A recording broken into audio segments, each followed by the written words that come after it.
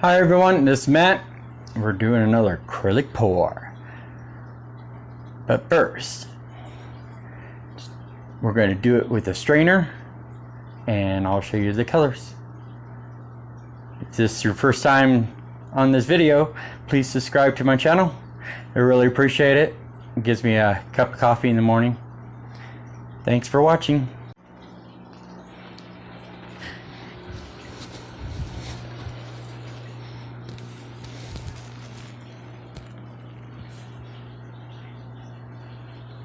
So in this video we're going to do a strainer, and I'm going to mix up, I already mixed it actually, 5 different colors, which is going to be white, pink, more like violet, red,